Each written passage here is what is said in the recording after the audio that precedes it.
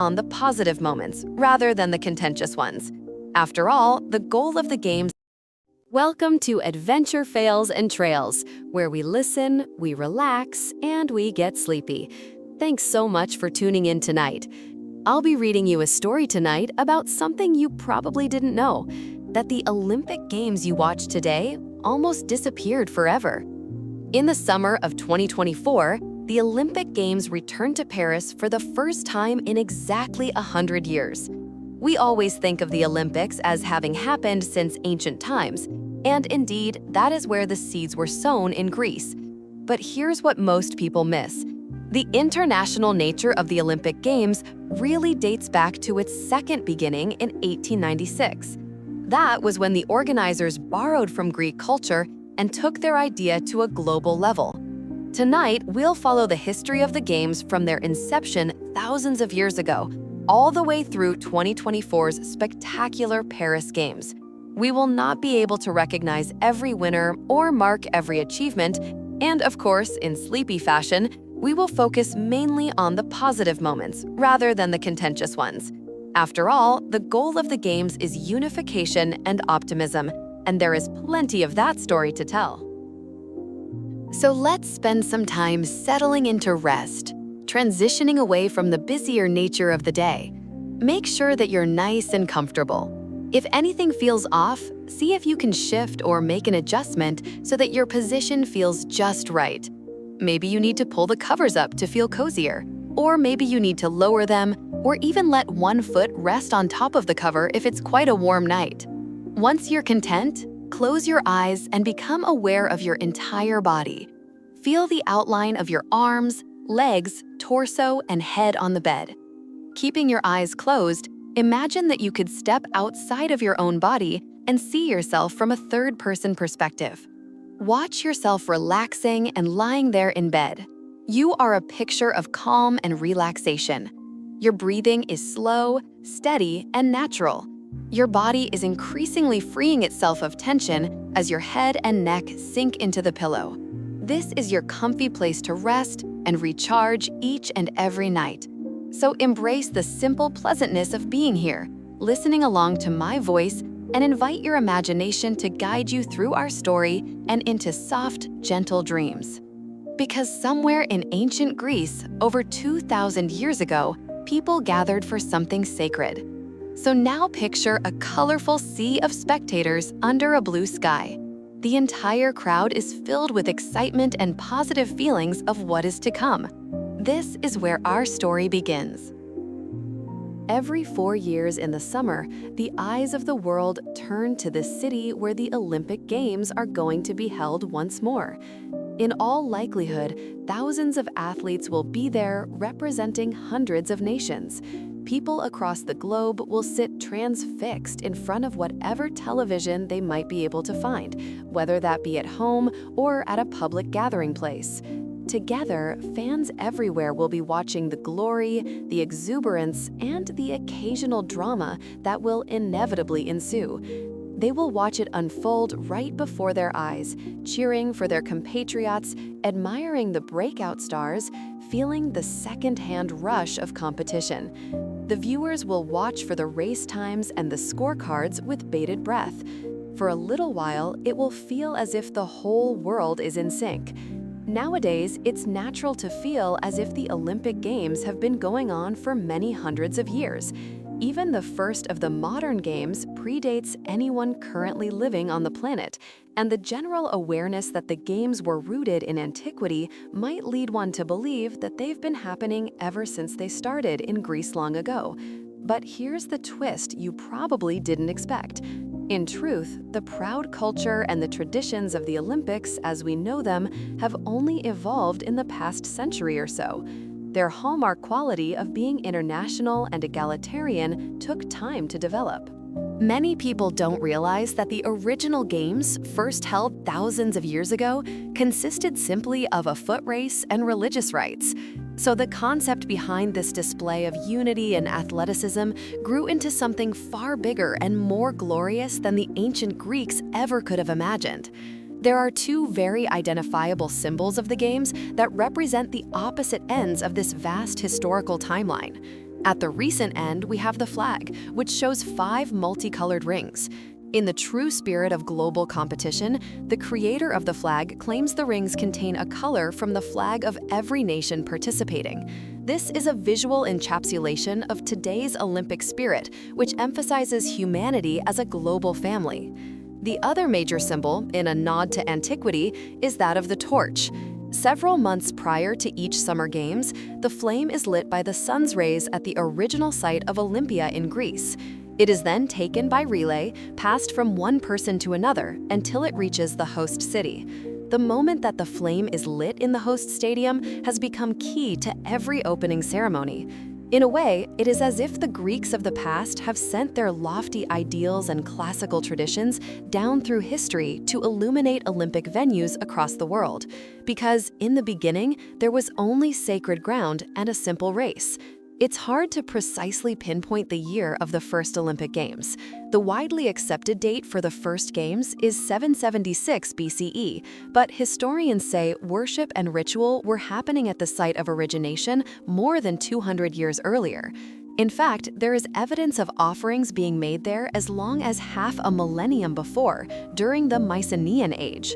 Beginning with 776 BCE, there are inscriptions at Olympia showing the winners of a foot race that occurred every 4 years. It seemed that other events soon sprang up to add to the competition, with the competitors representing the Greek city-states and kingdoms. In addition to running, there was soon a pentathlon, which consisted of events like jumping, javelin, and discus. Other competitions that arose over the years included wrestling, boxing, equestrian events, chariot races, and pancration, which could loosely be imagined as a sort of ancient Greek MMA fighting. Offerings to numerous gods were also made in conjunction with these events, and the winners were immortalized in literature and art.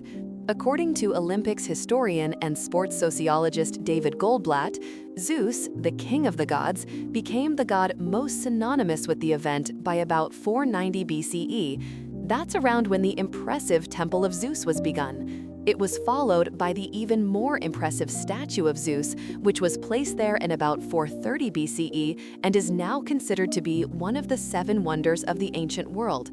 This enormous figure was crafted from ivory, marble, and gold and showed Zeus holding a humanized Nike, the goddess of victory, in his hand. Other sources say the Olympics were always a religious festival in honor of Zeus, and were held where they were because the site was supposedly where Zeus threw a lightning bolt to Earth. There was an altar to Zeus in that location long before the creation of the temple. The athletic stadium itself was first begun in the 6th century BCE. It was later enlarged, allowing the site to hold 45,000 spectators or more. Nowadays, to us, that number may not sound very impressive, but Goldblatt, in his book on the Games, urges us to consider the context.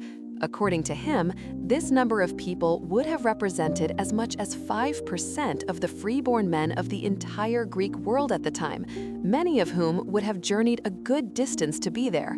And while wealthier visitors had the advantage of comfortable accommodations, the vast majority of the attendees would have withstood the elements in tent settlements.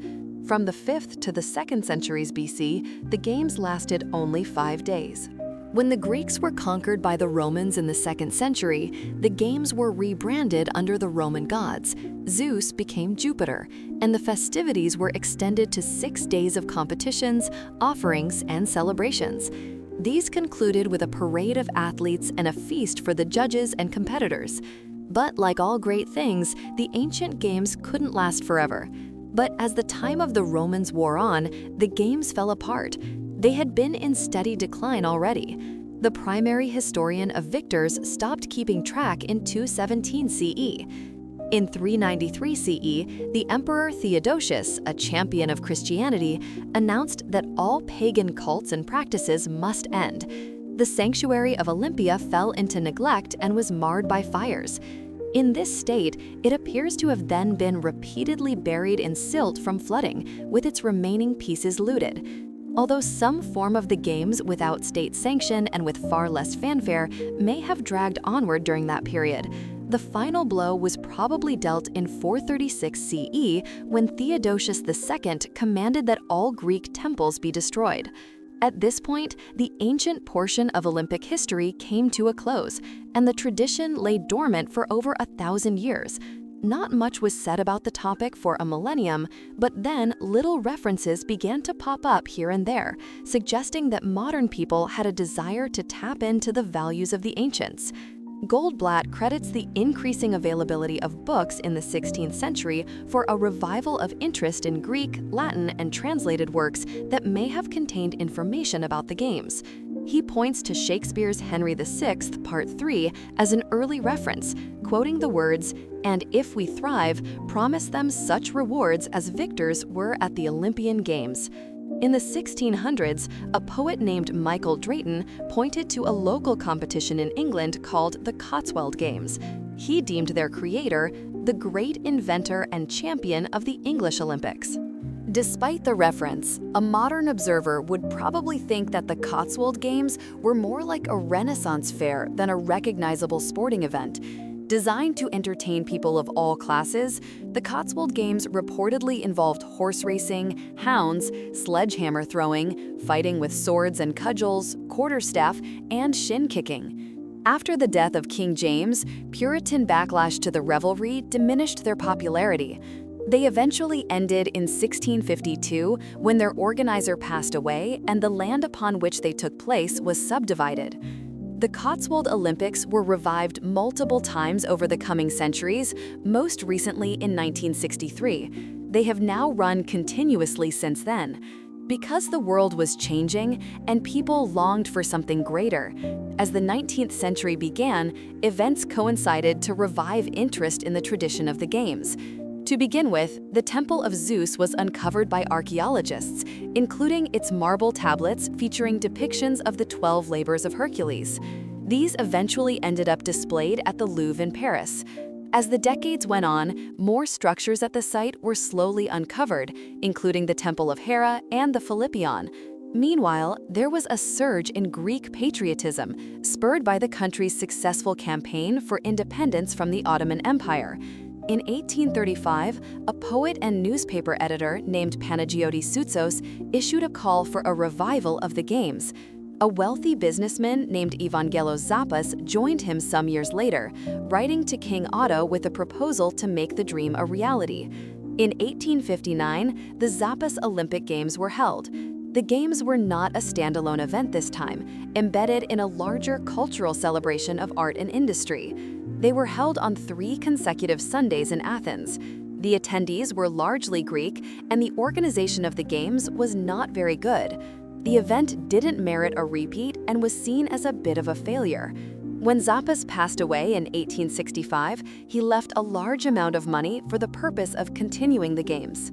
In 1870, the new King George agreed to hold them again. As before, they were to be merely one facet of a larger celebration. However, using the money from Zappas, the Greeks were able to rebuild the Panathenaic Stadium, complete with a grandstand. Travel funds and prizes were also in the budget to attract athletes. More attention was paid to ceremony and nods to antiquity, and the event attracted about 30,000 people from all walks of life. Riding high on that success, another event was planned for 1875. However, this time, the Games were again far less successful.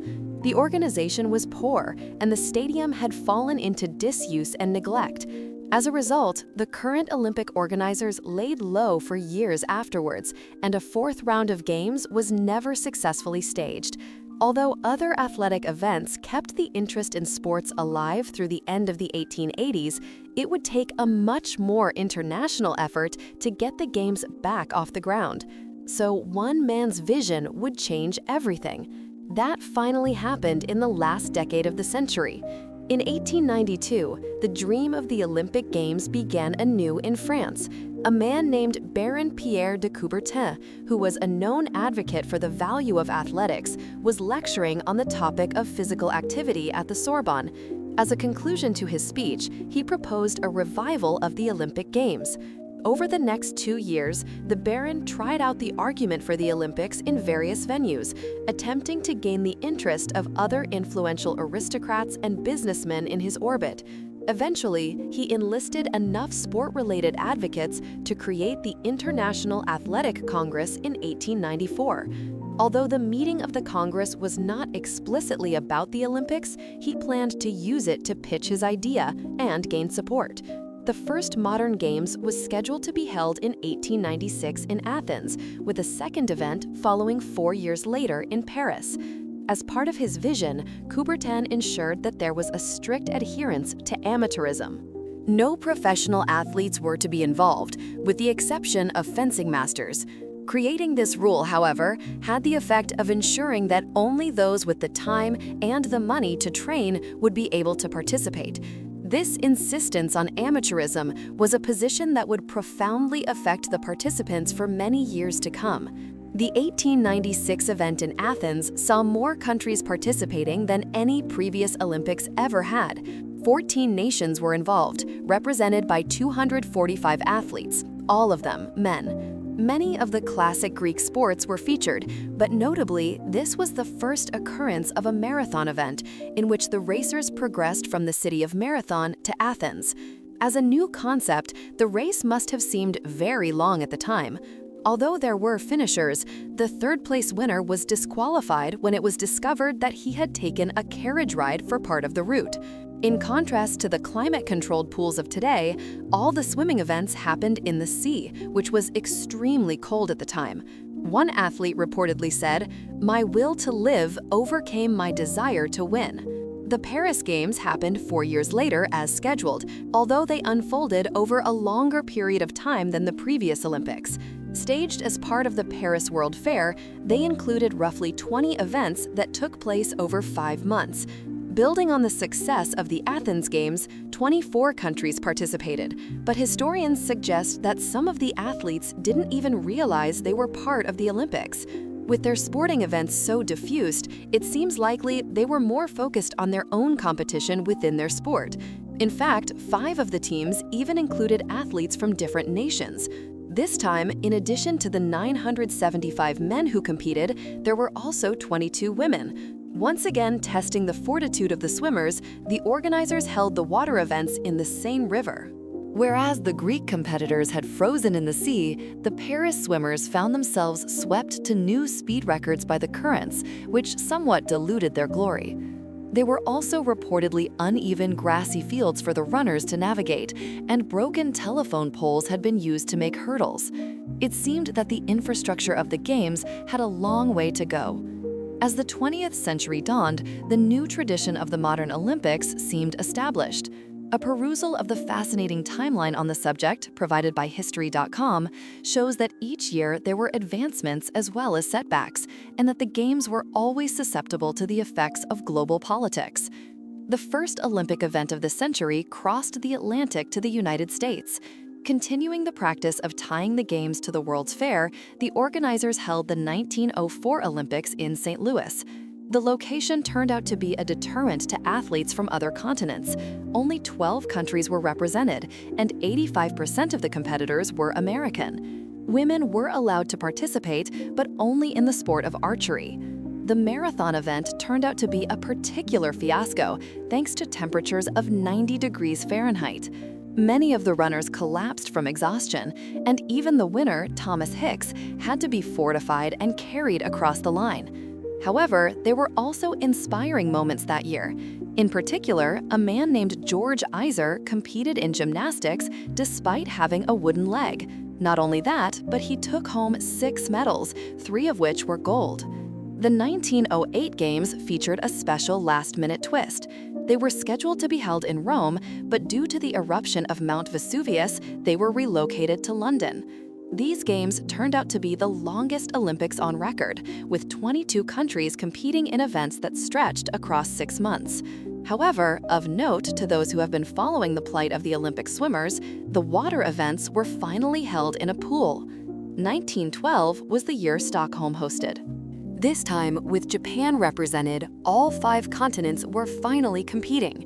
Boxing wasn't included because it was seen as distasteful to Swedish audiences, but it was a big year for technology, with the debut of electronic timing and the public address system.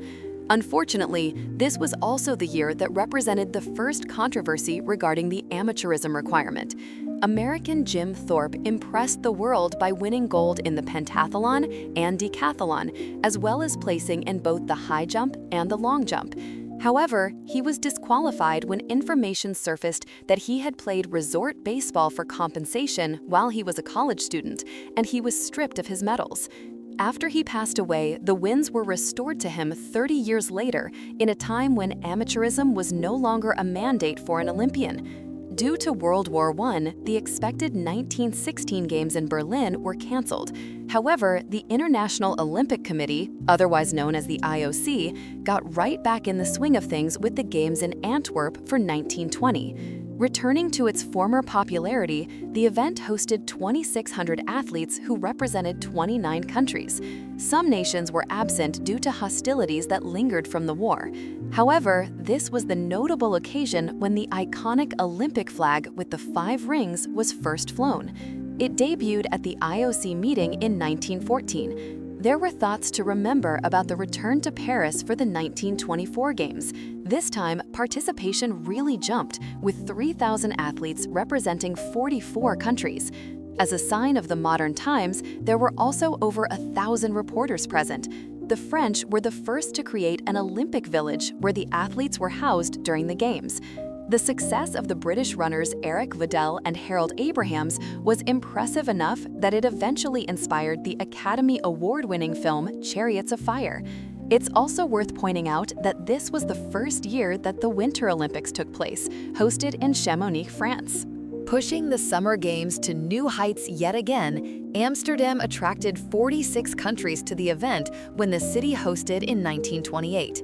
For those who enjoy the ceremony of the Games, it's interesting to note that this was the first year that the Olympic flame was lit in a cauldron, a sight that has become familiar today. It was also the beginning of the tradition in which the country of Greece leads the opening procession and the host country walks last. This was the year of the first Asian gold medalist, when Japan's Mikio Oda won the triple jump. But in what might be the sweetest Olympic story of all time, an Australian rower named Henry Pearce won a gold medal despite stopping for a duck family to pass him by. Unfortunately, the timing of the Great Depression made the 1932 Olympics an event that faced challenges. Hosted in Los Angeles, it attracted 37 countries, but only 1,334 athletes. There were a surprising number of spectators considering the hard economic times. From a historical perspective, it is notable that this was the first modern games to condense the events into a considerably short water time. All the competitions took place within a 16-day period, which was much shorter than the previous 79 days or more. This is a standard that has lasted into the present day. It was also the first time that medals were presented upon a podium, a part of the Olympics that is now considered iconic. The years of 1936 through to 1948 represent a rocky period for the Olympics, marred by war-related hostilities and controversies. But by 1952, however, Helsinki was ready to get the world back on track. 5,000 athletes and a whopping 69 countries made it that year. Helsinki marked the first games that occurred during the Cold War, and it's important to mark the advent of the Soviet Union as a communist competitor. The women's gymnastics team began its 4-decade medal streak. Meanwhile, a Czech runner won 3 gold medals, including the marathon, which was an event he had never run before. The first Olympic Games in the Southern Hemisphere came 4 years later. Melbourne, Australia was the host for 1956. The events took place later in the calendar year to accommodate the timing of the Australian summer. Unfortunately, the Games were fraught with boycotts due to various political controversies. Still, more than 3,000 athletes attended from over 65 countries. And in a show of international friendship, the organizers began the tradition of having the competitors enter the closing ceremonies together instead of being segregated by nation. Rome got the Games back in 1960, which was an event perhaps most notable for being televised more than any previous Olympics. Eurovision created a live feed to Europe, and the taped events were flown to the United States every night to be replayed on network TV. An Ethiopian runner named Abebe Bikila became the first Black African to win a gold medal. He not only ran the marathon barefoot, which was held on the cobblestones of the Appian Way, he also set a world record in the process. This was also the year that the Paralympics were first held, a separate event featuring 400 athletes from 23 countries who used wheelchairs. The Paralympics would eventually expand to include competitors with a wide range of disabilities. In 1964, an Asian country officially hosted for the first time. Tokyo was the site, finally getting the Games back after its 1940 wartime cancellation. Abebe Bikila won a second gold medal, building on his performance from the previous Olympics. On the technological front, this was the first time computers were used to keep statistics. The Games held in Mexico City in 1968 were fraught with change. As the first Olympics to be widely broadcast in color, it offered the world an irresistible front seat to the action. And it also heralded an era when people sought to use that international stage to protest racism and other injustices. As a result, there were many conflicts, some quite serious, and others quietly symbolic. This global stage also increased the frenzy of commercialism that the organizers had long sought to keep out of the Games. Beginning in 1960, sponsorships found their way in, creating consternation for the IOC, which had long wished to push back the tide of the television age.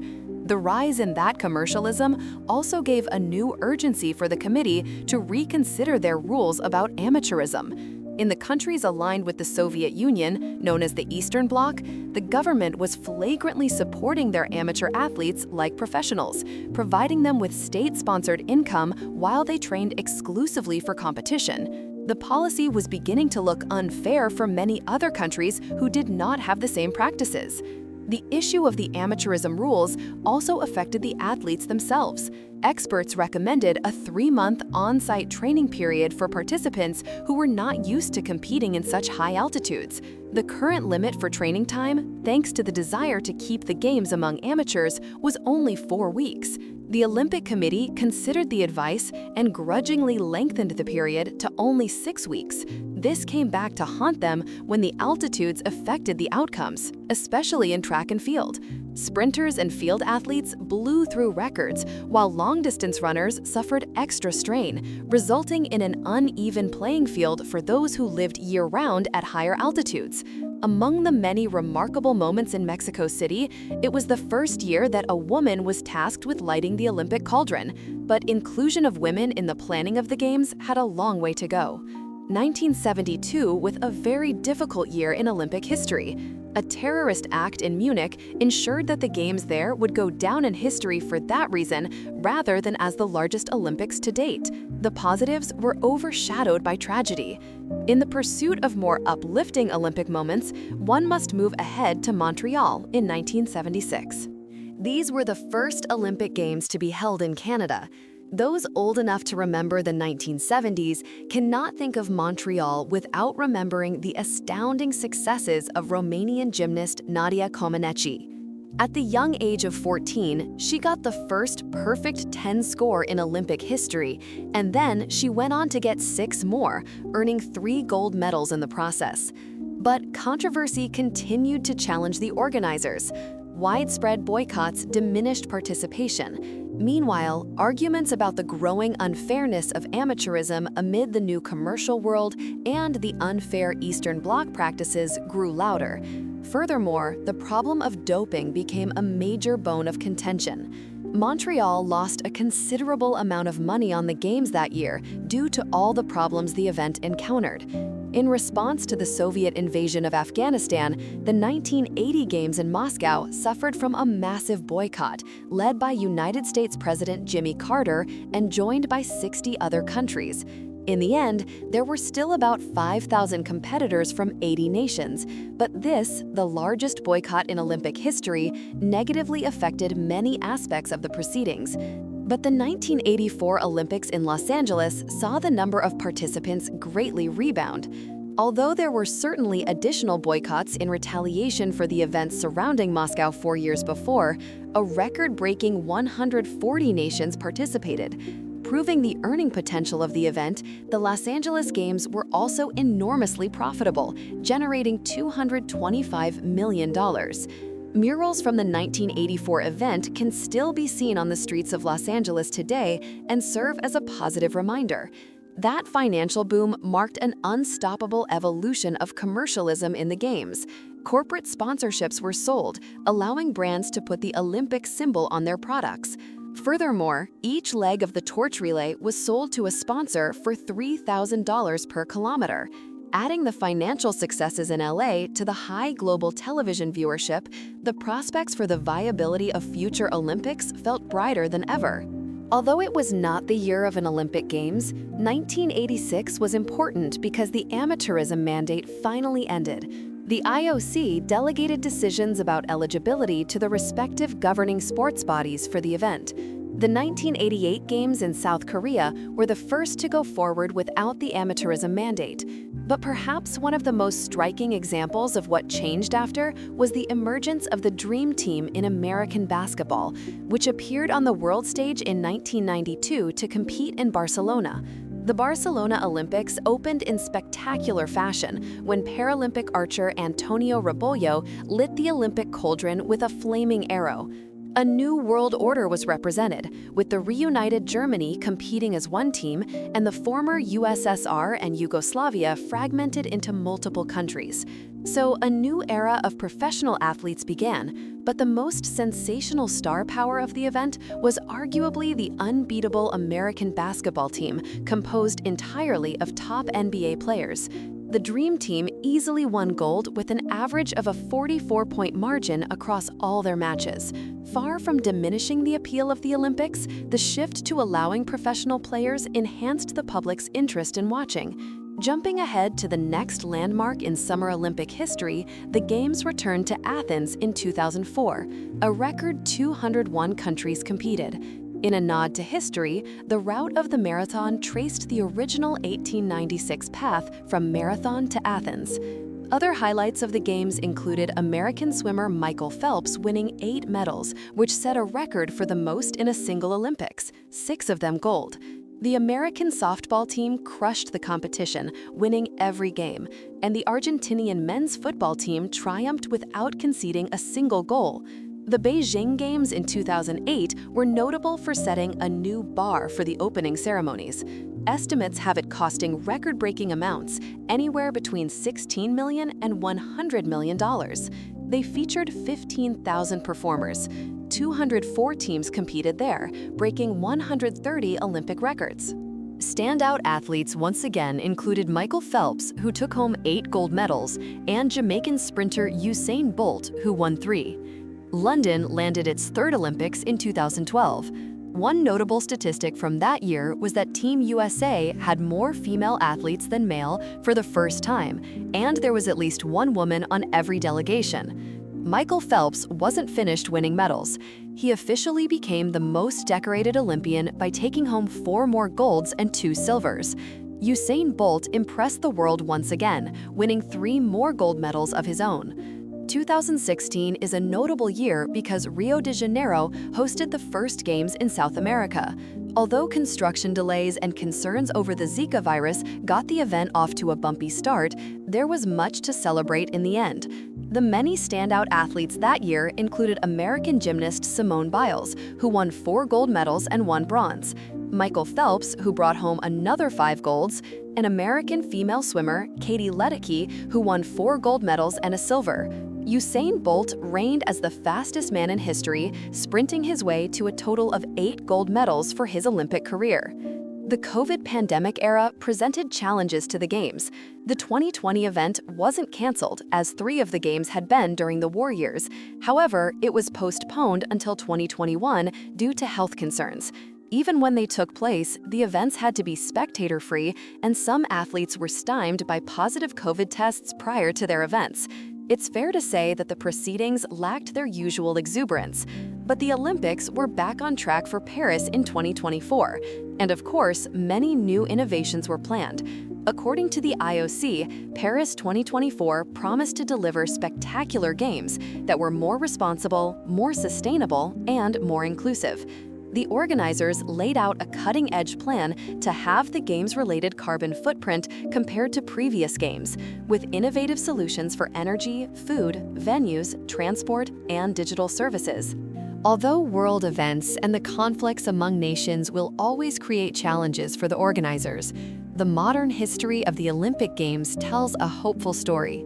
Whether any given event was historically trouble-free or challenged by obstacles, it's certainly true that being the location of any Olympics leaves an indelible impression on the host city. In fact, a recent report from the IOC showed that 92% of the permanent venues used for the Games in the past quarter of a century and 85% of all the venues used since the modern Olympics began are still in use today. But of course, the legacy of the Olympics goes far beyond the ruins we can excavate or the stadiums where we can cheer for our athletic heroes. Through conflicts and change, the Olympics are like a symbolic rallying point for humanity, a starting block where we can all begin together, again and again. Although the delegations may have their differences, there is a great passion across the globe for watching these amazing athletes put aside the worries of the world and concentrate on what they do best. Together, we cheer their successes, we share their disappointments, and for a few weeks in the summer, we are all together at the Olympic Games. Now, as you drift deeper into sleep, imagine the next Summer Games coming in 2028 to Los Angeles. Picture the flame being lit once more, the athletes gathering, the world watching together. And let these peaceful images carry you gently into dreams, where you too can achieve the impossible, where you too can reach for gold. Sleep well and dream of Olympic glory.